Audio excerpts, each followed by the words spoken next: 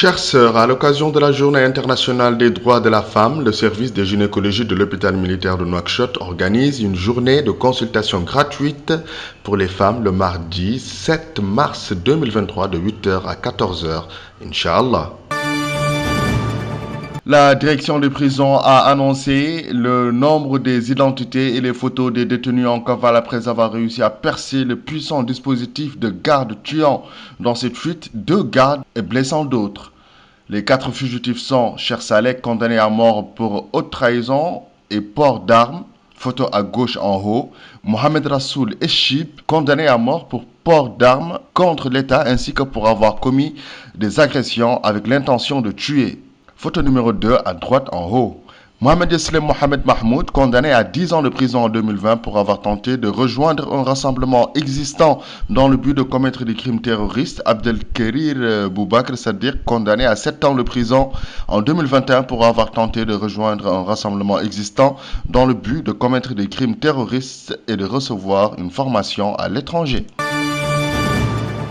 L'incendie déclenché jeudi 2 mars courant dans la soirée dans le marché de Sepra, appelé populairement marché 5e, a été finalement maîtrisé. Malheureusement, après le décompte des pertes matérielles, ces dernières étaient considérables. Pour les commerçants interrogés par des journalistes et dont certains affichaient des mines de tristesse et de désolation qui reflètent l'ampleur du drame. Le ministre de l'Équipement et des Transports, Nani Woulchrouqa, a déclaré que son département s'est réuni la semaine dernière avec les sociétés en charge de la réalisation des routes dans les wilayas du Houd el-Sharqi, le Houd el-Gharbi, la Saba et le Brakna et qu'il leur a été donné un délai de 10 jours pour commencer les travaux, un délai qui s'achève le 14 mars.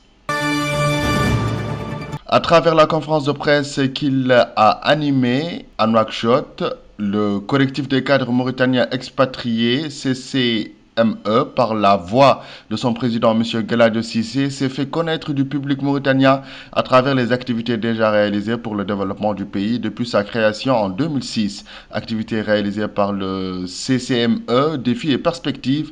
C'est sous ce thème que le collectif composé de compétences et d'expertise nationale à l'étranger a organisé à Nouakchott une conférence de presse animée par son président, professeur Galadio Cissé.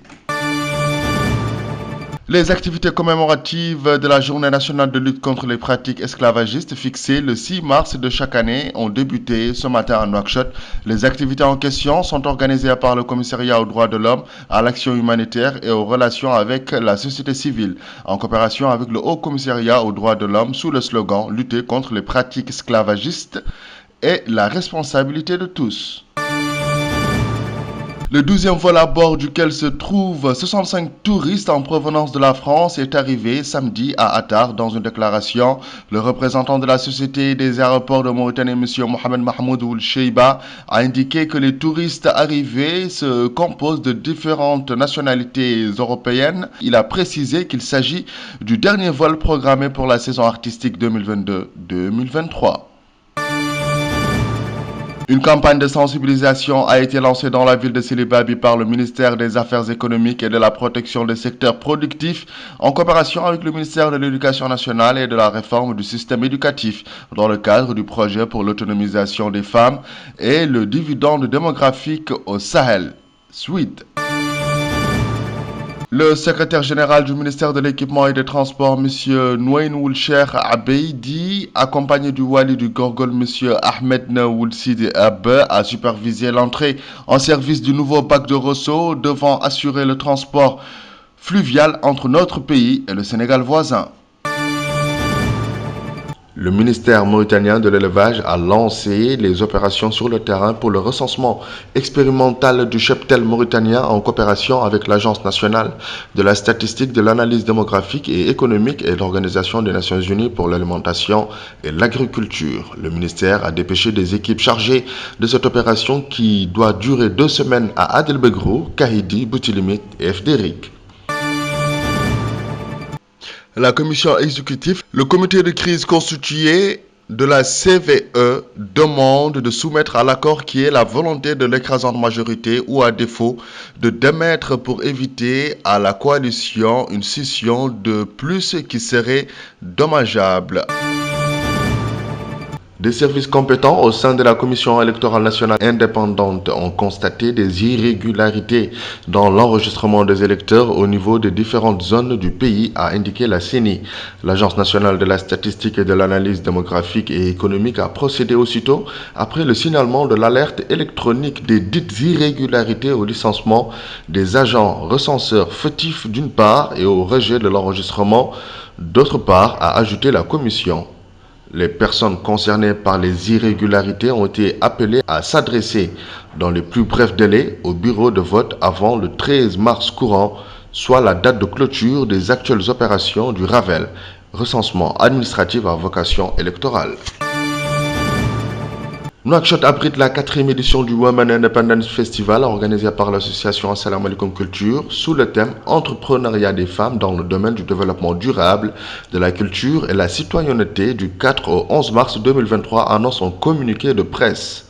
Le Women Independence Festival est un événement fort, une réponse militante contre le confinement des femmes mauritaniennes dans un rôle domestique, une fonction d'écoute plus que de prise de parole. Dans ce cadre, la grande star Viviane Chidid s'est déplacée pour un spectacle au stade olympique de Nouakchott.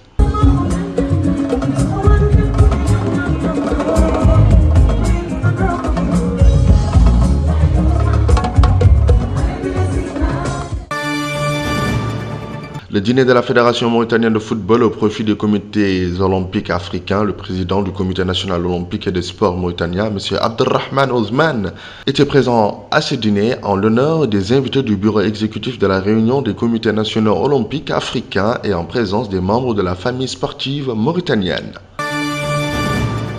Les travaux de la 59e session ordinaire de la réunion du Bureau exécutif des comités nationaux olympiques africains qui est accueilli par la capitale Nouakchott pour la première fois du 2 mars au 3 mars.